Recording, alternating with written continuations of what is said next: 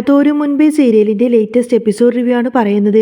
അങ്ങനെ മുത്തശ്ശിയുടെ കയ്യിൽ ഇങ്ങനെ കുഴമ്പൊട്ടൊക്കെ ഒഴുകിയായിരിക്കട്ടെ അലീന. ഈ സമയത്തിന് മുത്തശ്ശിക്ക് വൈജയന്തി പറഞ്ഞ ആ ഒരു കാര്യം അലീനയോട് ചോദിക്കണം. എന്നിട്ട് അതിൻ്റെ ഒരു തുടക്കം പോലെ അലീനയോട് ചോദിക്കണം, നീ ആഗ്രയിൽ പോയിട്ടുണ്ടോ എന്ന് ചോദിക്കുന്ന സമയത്തിന് അലീന പറയുന്നത്, ഞാൻ പോയിട്ടില്ല, മുത്തശ്ശി പോയിട്ടുണ്ടോ? അന്നേരം എൻ്റെ മോൻ്റെ മൂത്ത കൊച്ചുണ്ടായപ്പോൾ ഞാൻ അവിടെ പോയിട്ടുണ്ട് എന്ന് പറയും. അന്നേരം ആ സമയത്താണോ മാഡം കൂടെ പോയി നിന്നത് എന്ന് ചോദിക്കുന്ന സമയത്തിന് മുത്തശ്ശി പറഞ്ഞിട്ട് അപ്പോഴല്ല, രണ്ടാമത്തെ കുട്ടിയുണ്ടപ്പോഴാണ് അവൾ കൂടെ പോയി നിന്നതെന്ന് പറയും. അന്നേരം മുത്തശ്ശി ചോദിക്കുന്നത്, അവൾ ആഗ്രയിൽ പോയി നിന്ന കാര്യമല്ലേ ഞാൻ നിന്നോട് പറഞ്ഞിട്ടുള്ളൂ, അവൾ ചാത്തമംഗലത്ത് പോയി നിന്ന കാര്യം ഞാൻ നിന്നോട് പറഞ്ഞിട്ടില്ലല്ലോ എന്ന് ചോദിക്കും. അപ്പോൾ അലീന പറഞ്ഞിട്ട്, ഇല്ല, അതെന്താ മുത്തശ്ശി അങ്ങനെ പറഞ്ഞത്? എന്നോട് ഈ കാര്യം പറഞ്ഞത് മനുവേട്ടനാണ്. ബന്ധുക്കളുടെ കാര്യമൊക്കെ പറഞ്ഞപ്പോഴാണ് അങ്ങനെ പറഞ്ഞത്. മാഡം കുറച്ചു കാലം അവിടെയൊക്കെ നിന്നിട്ടുണ്ട് എന്ന് പറഞ്ഞതേ ഉള്ളൂ എന്നൊക്കെ പറയും. ഇത്രയൊക്കെ അലീന പറയുന്നുണ്ടെങ്കിൽ പോലും അലീനക്കൊരു സംശയം. എന്നിട്ട് അലീന മുത്തശ്ശിയോട് ചോദിക്കുന്നത്, അല്ല മുത്തശ്ശി, മുത്തശ്ശി എന്താ അങ്ങനെ ചോദിച്ചത്? അങ്ങനെ എന്തെങ്കിലും സംഭവം ഉണ്ടോ? ആഗ്രയിൽ എന്തെങ്കിലും സംഭവം ഉണ്ടോ എന്ന് ചോദിക്കും. അപ്പോൾ മുത്തശ്ശി പറഞ്ഞിട്ട്, അതൊന്നുമല്ല, നീ ഒരു ദിവസം വൈജയന്തിയോട് പറഞ്ഞു ആഗ്ര ചരിത്രമൊക്കെ അറിയാമെന്ന്. അതൊന്നും അറിയാൻ വേണ്ടിയിട്ട് ഞാനും ഒന്ന് ചോദിച്ചെന്നേ ഉള്ളൂ എന്നിങ്ങനെ മുത്തശ്ശി പറയുന്ന സമയത്തിന് അലീന പറയുന്നത്, ആഗ്രയിൽ എന്ത് ചരിത്രം? എനിക്കിതൊക്കെ തന്നെ അറിയത്തുള്ളൂ, ആ കാര്യം തന്നെയാണ് ഞാൻ പറഞ്ഞത്. കൂടുതലായിട്ടൊന്നും എനിക്കൊന്നും അറിയത്തില്ല. ഇനി കൂടുതലായിട്ട് അവിടെ എന്തെങ്കിലും ഉണ്ടായിരുന്നോ എന്ന് സംശയത്തോടെ ചോദിക്കും. അന്നേരം ഒന്നും ഉണ്ടായിട്ടില്ല, നീ ഇനി കൂടുതലൊന്നും ചോദിക്കരുത് കേട്ടോ എന്ന് പറയും. അപ്പോൾ അലീന പറഞ്ഞത്, അല്ല, ആഗ്ര ചരിത്രം എന്ന് പറഞ്ഞപ്പോഴേക്കും മാഡം ഒന്ന് പേടിച്ചു, അതുകൊണ്ട് ഞാൻ ചോദിച്ചതാ. ഇനിയിപ്പോൾ അവിടെ ചെന്നിട്ട് മാഡത്തിന് വല്ല ഇഷ്ടക്കേടോ എന്തെങ്കിലും ഉണ്ടോയെന്നൊന്നും അറിയില്ലല്ലോ, അതൊന്നും അറിയാൻ വേണ്ടി ഞാൻ ചോദിച്ചെന്നേ ഉള്ളൂ എന്നൊക്കെ പറയും. അപ്പോഴും മുത്തശ്ശി പറഞ്ഞിട്ട്, അങ്ങനെയൊന്നുമില്ല, ഞാൻ വെറുതെ ചോദിച്ചെന്നേ ഉള്ളൂ, അല്ലെങ്കിലും അവൾക്ക് നിന്നെ പേടിക്കേണ്ട ആവശ്യമൊന്നുമില്ലല്ലോ. ഇങ്ങനൊരു സംഭവം ഉണ്ടായപ്പോൾ നീ പറഞ്ഞു എന്ന് അവൾ എന്നോട് പറഞ്ഞതേ ഉള്ളൂ എന്നൊക്കെ പറയും. എന്നാലും എന്തോ ഉണ്ട് എന്ന് പറയുന്ന സമയത്തിന് അലീന പറഞ്ഞിട്ട്, ഏതായാലും മുത്തശ്ശിയുടെ മനസ്സിലുള്ളതൊക്കെ മുത്തശ്ശിയുടെ മനസ്സിലും എൻ്റെ മനസ്സിലുള്ളതൊക്കെ എൻ്റെ മനസ്സിൽ തന്നെ ഇരിക്കട്ടെ, അത് അനക്കണ്ടെന്ന് പറയുന്ന സമയത്തിന് മുത്തശ്ശി ചോദിക്കുന്നുണ്ട്, അതെന്താ മോളെ നീ അങ്ങനെ പറഞ്ഞത്? അപ്പോൾ അലീന പറഞ്ഞിട്ട്, ഇത്രയും നേരം എനിക്ക് സംശയമൊന്നും ഇല്ലായിരുന്നു, പക്ഷേ ഇപ്പം എനിക്ക് നല്ല സംശയമുണ്ട്. അവിടെ എന്തോ സംഭവിച്ചിട്ടുണ്ടെന്നുള്ള കാര്യം ഉറപ്പാണ്. കാരണം ഞാൻ ഈ കാര്യം പറഞ്ഞത് മാഡത്തിനോടാണ്. മാഡം ആ കാര്യം മുത്തശ്ശിയോട് പറയാനും മുത്തശ്ശി ആ കാര്യം എന്നോട് കൂട്ടി ചോദിക്കണമെങ്കിൽ അതിനകത്ത് എന്തോ കാര്യമുണ്ടല്ലോ എന്നിങ്ങനെ സംശയം ഭാവിച്ചുകൊണ്ട് തന്നെ അലീന ചോദിക്കും. അന്നേരം ഒരു കൊന്തുമില്ല, നീ എൻ്റെ കയ്യിൽ നിന്നങ്ങ് വിട്ടേന്നൊക്കെ പറഞ്ഞ് കയ്യെ തിരുമ്പിക്കൊടിക്കുന്ന കയ്യങ്ങ് പിന്നിലേക്ക് വലിക്കണേ. ആ സമയത്തും ഒരു കള്ളച്ചിരിയോട് കൂടെ തന്നെ അലീന മുത്തശ്ശിയെ തന്നെ ഇങ്ങനെ നോക്കി ചിരിക്കും. അതിനുശേഷം വീണ്ടും തിരുമ്പാൻ വേണ്ടിയിട്ട് കൈ കൊടുക്കുന്ന സമയത്തിന് അലീന അതിങ്ങനെ തിരുമ്പിക്കൊണ്ടിരിക്കുന്ന സമയത്തിന് പഴയ ആ ഒരു കാര്യങ്ങളെ പറ്റിയിട്ട് ഇങ്ങനെ ചിന്തിക്കണേ. എന്നാൽ അലീന ഇങ്ങനെ ചിന്തിച്ചുകൊണ്ടിരിക്കുന്ന സമയത്തിന് മുത്തശ്ശി അത് ശ്രദ്ധിക്കുന്നുണ്ടായിരുന്നു.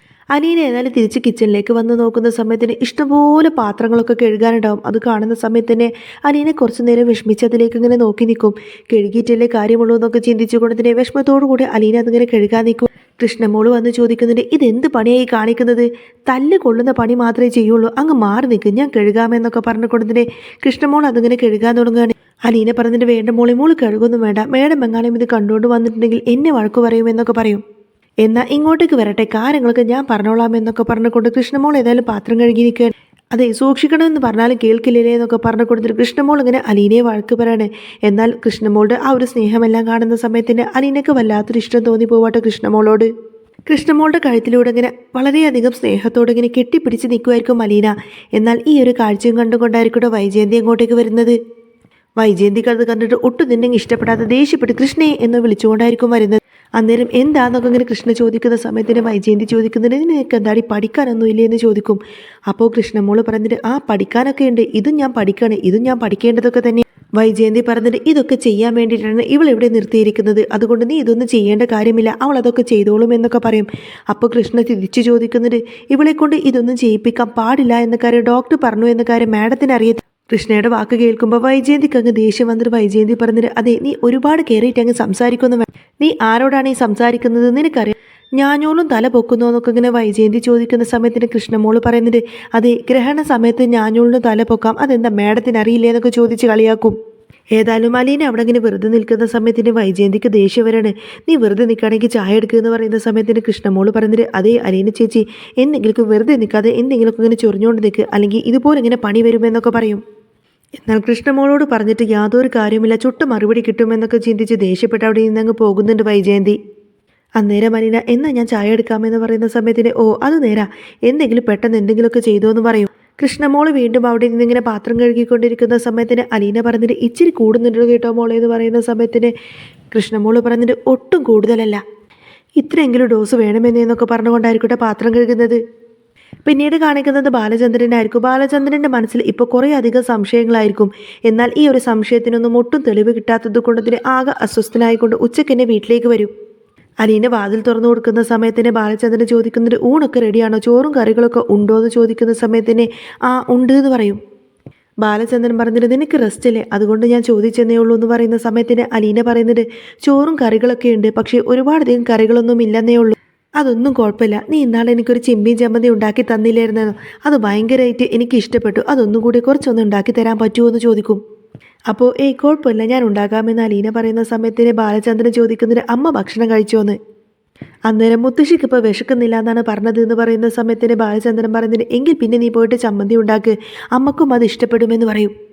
അങ്ങനെ അലീന ഏതായാലും ചമ്മന്തി ഉണ്ടാക്കാം അവിടെ നിന്ന് പോകുന്ന സമയത്തിന് ബാലചന്ദ്രൻ പറഞ്ഞിട്ട് അത് ധൃതിയൊന്നുമില്ല, പയ്യെ ഉണ്ടാക്കിയാൽ മതി, പിന്നെ അമ്മയിലൊന്നും മറക്കണ്ട, മിക്സിയിൽ ഉണ്ടാക്കിയാൽ മതി എന്നൊക്കെ പറഞ്ഞിട്ടായിരിക്കും അലീന അവിടെ നിന്ന് പറഞ്ഞു വിടുന്നത്. അലീന പോയതിന് ശേഷം ബാലചന്ദ്രൻ നേരെ മുത്തശ്ശിയുടെ അടുത്തേക്ക് ചെല്ലാണ്. പയ്യെ ആ ഒരു ഫോൺ അങ്ങ് കയ്യിലെടുക്കാൻ വേണ്ടിയിട്ടായിരിക്കും കേട്ടോ. ബാലചന്ദ്രൻ ചെന്നിട്ട് മുത്തശ്ശിയോട് ചോദിക്കുന്നുണ്ട് അമ്മ ഭക്ഷണം കഴിച്ചില്ല എന്ന്. അലീന പറഞ്ഞു എന്താ അമ്മ കഴിക്കാത്തതെന്ന് ചോദിക്കുന്ന സമയത്തിന് മുത്തശ്ശി പറഞ്ഞിട്ട് എനിക്കിപ്പോൾ വിശപ്പില്ലടാ, കുറച്ച് കഴിഞ്ഞ് ഭക്ഷണം കഴിച്ചോളാമെന്ന് ഞാൻ അവളോട് പറഞ്ഞിട്ടുണ്ട് എന്നൊക്കെ പറയും. അപ്പോൾ ബാലചന്ദ്രൻ ചോദിക്കുന്നുണ്ട് അമ്മയ്ക്ക് ഈ മുറിയിൽ തന്നെ കിടന്നിട്ട് ആകെ കൂടെ ഒരു മടുപ്പാണല്ലേ, അമ്മയ്ക്ക് ഞാനിവിടെ ഒരു ടി വി വെച്ച് തരട്ടെ എന്ന് ചോദിക്കുന്ന സമയത്തിന് മുത്തശ്ശി പറഞ്ഞിട്ട് ഞാൻ ആ കാര്യം ആദ്യം തന്നെ വൈജയന്തിയോട് പറഞ്ഞതാ.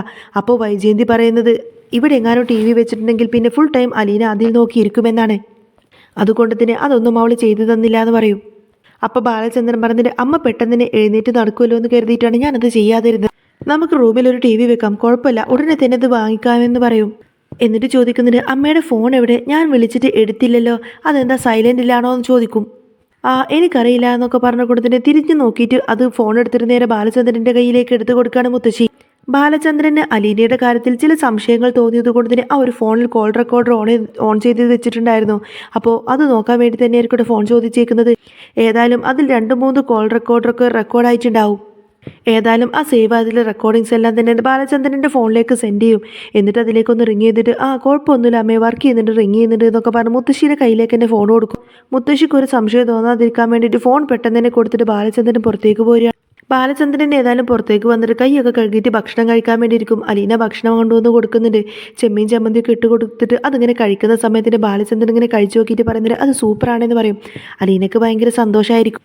എന്നിട്ട് നീ കഴിച്ചോന്ന് അലീനയോട് ചോദിക്കുന്ന സമയത്തിന് ഇല്ലയെന്ന് പറയും. എങ്കിൽ പിന്നെ നിനക്കും കൂടി ഇരിക്കാൻ മേലായിരുന്നോ എന്ന് ചോദിക്കുന്ന സമയത്തിന് അലീന പറയുന്നത് ഞാൻ മുത്തശ്ശിക്ക് കഴിക്കാൻ കൊടുത്തതിന് ശേഷം കഴിച്ചോളാം എന്ന് പറയും. ബാലചന്ദ്രൻ ചോദിക്കുന്നത് അമ്മക്ക് കറക്റ്റ് സമയത്ത് ഭക്ഷണം കൊടുക്കേണ്ടതല്ലേ, മരുന്നൊക്കെ കഴിക്കാനുള്ളതല്ലേ എന്ന് ചോദിക്കുന്ന സമയത്തിന് അലീന പറഞ്ഞത് ഞാൻ പറഞ്ഞതാണ്, പക്ഷെ വിശക്കുന്നില്ല എന്ന് പറഞ്ഞുകൊണ്ടാണ് കഴിക്കാതിരിക്കുന്നത്, എന്നാൽ പിന്നെ നീ അമ്മക്ക് ഭക്ഷണം എടുത്തു കൊടുത്തോ, ഞാൻ കഴിച്ചോളാം എന്നൊക്കെ പറഞ്ഞ് അലീനെ അവിടെ നിന്ന് പറഞ്ഞു വിടും. ഭക്ഷണം കഴിച്ചുകൊണ്ടിരിക്കുന്ന സമയത്തിന് ബാലചന്ദ്രൻ വീണ്ടും ഫോണിലേക്ക് നോക്കുന്നുണ്ട്. അമ്മയുടെ ഫോണിൽ നിന്നും ആ ഒരു വോയിസ് റെക്കോർഡർ തൻ്റെ ഫോണിലേക്ക് സെൻഡാക്കിയില്ലേ, അത് സെൻഡായോന്ന്. അങ്ങനെ റെക്കോർഡിങ്സ് എല്ലാം തൻ്റെ ഫോണിലേക്ക് വന്നു എന്ന് ഉറപ്പാക്കിയതിന് ശേഷം ബാലചന്ദ്രൻ ഭക്ഷണം മുഴുവനായിട്ട് കഴിക്കും. അങ്ങനെ ബാലചന്ദ്രൻ ഭക്ഷണം കഴിച്ചതിന് ശേഷം നേരെ മുറിയിലേക്ക് വന്നിട്ട് ആ ഒരു കോൾ റെക്കോർഡിങ്സ് എല്ലാം അങ്ങനെ ഫോണിൽ ഓണാക്കിക്കൊണ്ട് അതിരുന്ന് കേൾക്കുക. ആദ്യം തന്നെ അത് ഓണാക്കി നോക്കുന്ന സമയത്തിന് അലീന രോഹിത്തിനെ വിളിച്ച് ആ ഒരു കോളിൻ്റെ റെക്കോർഡിങ്സ് ആയിരിക്കും കേൾക്കുന്നത്. നീ ആരുടെ പുല്ലെ എന്നെ വിളിക്കാനെന്നൊക്കെ പറഞ്ഞ് രോഹിത് വളരെ മോശം രീതിയിൽ അലീനയോട് സംസാരിച്ച ആ ഒരു കാര്യങ്ങളായിരിക്കും ആദ്യം കേൾക്കുന്നത്.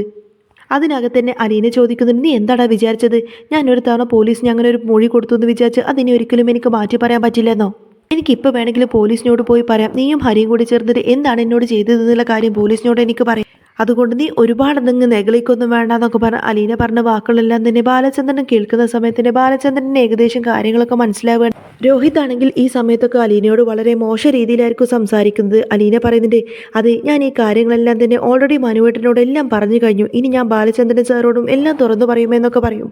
ഇതൊക്കെ കേൾക്കുമ്പോൾ ബാലചന്ദ്രൻ ആകെ വല്ലാതാവുന്നുണ്ട്. അതിനുശേഷം പിന്നീടുള്ള കോൾ റെക്കോർഡിങ് രേവതി കുട്ടിയുമായിട്ട് സംസാരിച്ചതായിരിക്കും.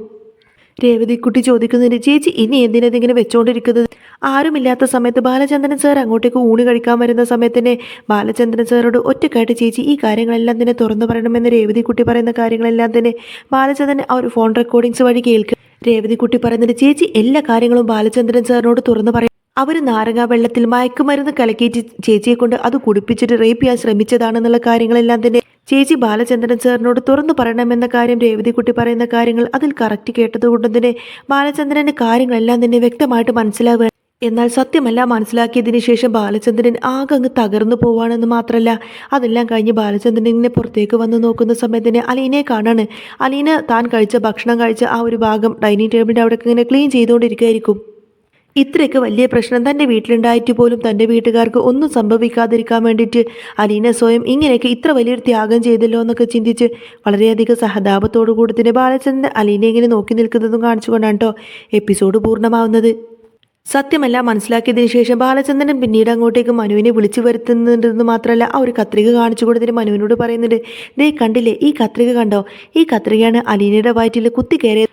എന്നാലും ഇപ്പോഴും എങ്ങനെയാണ് അവളുടെ വയറ്റിലേക്ക് ഈ കത്രിക കുത്തിക്കയറിയതെന്നുള്ള കാര്യത്തിൽ എനിക്ക് ഇപ്പോഴും നല്ല സംശയമുണ്ട്. കുറേ കാര്യങ്ങളൊക്കെ നേരത്തെ തന്നെ എനിക്ക് സംശയമുണ്ടായിരുന്നു, പക്ഷേ ഇപ്പം എല്ലാ കാര്യങ്ങളും എനിക്ക് വ്യക്തമാണ്. ഈ സത്യമെല്ലാം നിനക്കറിയാമെന്ന കാര്യം എനിക്കുറപ്പാണ്. പിന്നെ ഞാനും കാര്യങ്ങളൊക്കെ അറിഞ്ഞു എന്നൊക്കെ പറയും. മനുവിനത് കേട്ടപ്പോൾ ഒരു ഷോക്കായിരിക്കും കേട്ടോ. ഏതായാലും ബാലചന്ദ്രൻ ഓഫീസിലേക്ക് പോയ വൈജയന്തി അങ്ങോട്ടേക്ക് വിളിപ്പിച്ച് വരുത്തുന്നത്. അന്നത്തെ ആ ഒരു ദിവസം എന്താണ് ഇവിടെ സംഭവിച്ചതെന്നുള്ള കാര്യങ്ങളൊക്കെ ബാലചന്ദ്രൻ വൈജയന്തിയെ അറിയിപ്പിക്കാൻ വേണ്ടി തന്നെയായിരിക്കും അങ്ങോട്ടേക്ക് വിളിപ്പിച്ച് വരുന്നത്.